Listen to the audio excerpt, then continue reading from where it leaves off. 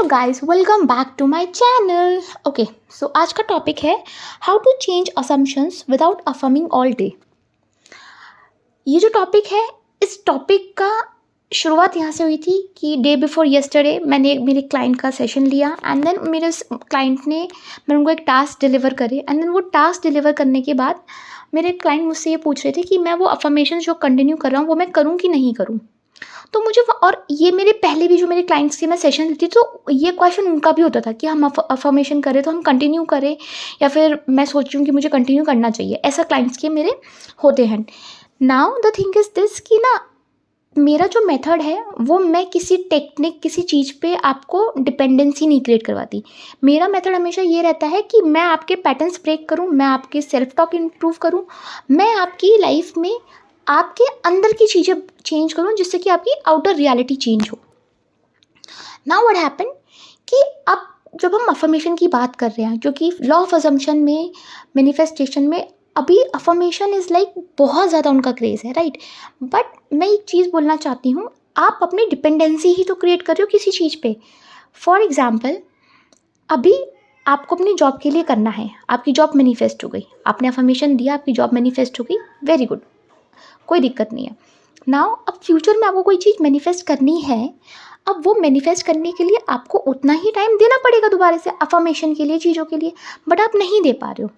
अब जब आप चीज़ें नहीं दे पा रहे हो तब आप वहाँ पे क्या करोगे, आपके अंदर रेसिस्टेंस क्रिएट होगा, आपके अंदर फ्रस्ट्रेशन चढ़ेगी, फियर चढ़ेगा कि व्हाट इफ़ पहले तो मैंने इतना टाइम दिया था, मैं उतना टाइम नहीं दे पा रहा हूँ और मेरी मैनिफेस्टेशन पूरी होगी या नहीं होगी। क्योंकि जब आप अफर्मेशन कर रहे हो, आप जो आपकी मैनिफेस्टेशन से रिलेटेड जो थॉट्स हैं, आप उनको हैंडल नहीं कर पा रहे हो, आप उनको फेस नहीं करना चाहते हो। इस वजह से आप क्या कर रहे हो, आप उस चीज़ से भाग रहे हो। और आप भाग कैसे रहे हो, आप पूरा टाइम अफर्मेशन कर रहे हो, ठीक है। मेरा पहला क्वेश्चन यही है कि अगर मैं जिस चीज़ से भागूंगी ऑलरेडी, तो मैं उस चीज़ को मैनिफेस्ट कैसे करूँगी, है ना। आप, क्योंकि आपके साथ दो पर्सनैलिटी चल रही हैं। अगर आप अफर्मेशन देना बंद कर रहे हो तो आपके दिमाग में ये चल रहा है कि व्हाट इफ़ ये नहीं हुआ, है ना। और जैसे आप अफर्मेशन दे रहे हो तो आप एकदम से कॉन्फिडेंस में आ रहे हो कि ये तो होके रहेगा। तो डुअल पर्सनालिटी तो एक जगह रह ही नहीं सकती, उस डुअल में तो कुछ भी मैनिफेस्ट नहीं होगा। Eight the end of the day आपके हाथ में फ्रस्ट्रेशन ही लगेगी। मैं इस टॉपिक के साथ क्यों आई हूँ और ये टॉपिक क्यों इतना ज़्यादा इम्पॉर्टेंट है अगर आप एक लॉ ऑफ अजम्पशन की जर्नी पे हैं, क्योंकि द थिंग इज़ दिस, आपको सबसे पहले अपनी डिपेंडेंसी अफर्मेशन से तोड़नी होगी। आप अफर्मेशन कीजिए, बट आप अफर्मेशन जो कर रहे हैं वो आप अपनी, क्या कहते हैं, आप 10 मिनट के लिए कीजिए, अपने आप को अच्छा फील करवाने के लिए कीजिए, अपने आप के लिए। कि एक होता है ना कि मैं अगर कोई चीज़ या कोई इन्फॉर्मेशन बोल रही हूँ तो मैं वो अंदर से फील कर रही हूँ। Now when I talk about affirmations and all, और मैं ऑल डे अफर्मिंग के मतलब क्यों इतना बोल रही हूँ, क्योंकि पहली बात यह, आप अफर्मेशन कर रहे हो पर आपके अंदर सेल्फ टॉक क्या चल रही है, आप उसको चेंज करो। अगर आप अपनी सेल्फ टॉक चेंज करोगे तो आपको अफर्मेशन करने की कोई ज़रूरत नहीं है। फॉर एग्ज़ाम्पल, आप सुबह उठे, आपने पानी पिया, आपने खाना खाया, आपका पूरा दिन करा, ये आपके लिए बहुत नॉर्मल है, राइट। वैसे ही आपकी लाइफ में आपकी जो मैनिफेस्टेशन है वो उतनी नॉर्मल होना चाहिए। फॉर एग्ज़ाम्पल, एक और एग्जाम्पल देती हूँ। जैसे कि सचिन तेंदुलकर था, ठीक है, उसने 200 ओडीआई में बनाए, है ना। अगर इनकेस कुछ गलती हो जाए तो मुझे माफ़ करना, because I don't have knowledge in cricket and all, तो I am extremely sorry for cricket fans and all everything. But मेरा ये एग्जाम्पल लेने का क्यों वो है, जब उसने ये चीज़ बनाई उसने उस लेवल पे सेलिब्रेट नहीं करा, बट उसने उस चीज़ की प्रैक्टिस करी, उसने अंदर से वो कॉन्फिडेंस बिल्डअप किया, वो अंदर से वो चीज़ लेके आया। तो उसके लिए जब ये चीज़ हुई तो उसके लिए बहुत नॉर्मल हुई। तो जब हम अपनी लाइफ में भी सक्सेस को उतना ही नॉर्मल प्रैक्टिस करते हैं डे टू डे लाइफ में, तो हमारे लिए सक्सेस जब आती है तो वो नॉर्मल लगती है।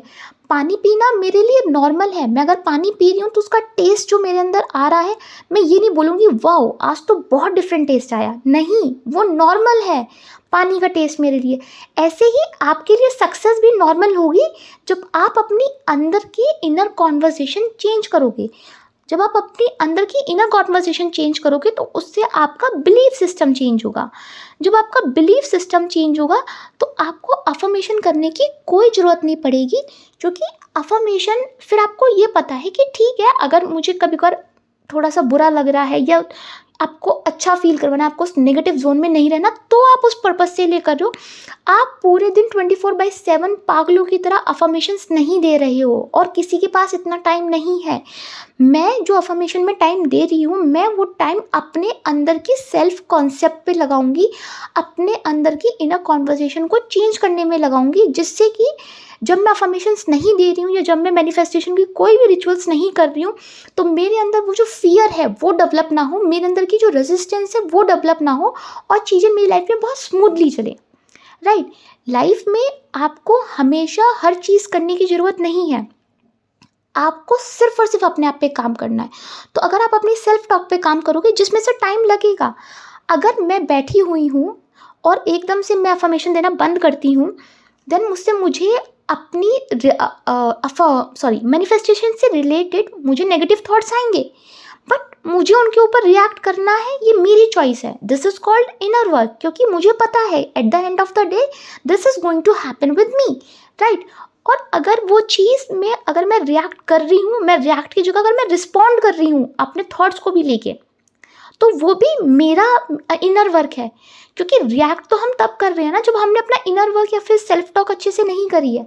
तो मैं यही बोलना चाहती हूँ कि अगर आपको अपनी लाइफ में डिपेंडेंसी नहीं चाहिए, तो फर्स्ट ऑफ ऑल अपनी लाइफ में डिपेंडेंसी हर एक चीज़ को लेके, जो भी हम मैनिफेस्टेशन की आपको अच्छा लग रहा है आप उस वजह से करिए, आप डर की वजह से मत करिए कि अगर मैंने नहीं करा तो डर होगा। तो फिर आप कर क्या रहे हो अपने अपनी मैनिफेस्टेशन के साथ? आप eight the end of the day वही कर रहे हो ना कि आप अपने डर के साथ खेल रहे हो। हमें डर के साथ नहीं खेलना है, हमें देखो सिंपल सी बात है, मैं किसी चीज़ में हूँ, डर आएगा, मैं ये नहीं बोल रही हूँ डर नहीं आएगा, हर किसी को डर रहता है, मुझे भी रहता है, ठीक है, but how I am handling my fear वो मेरे ऊपर डिपेंड करता है।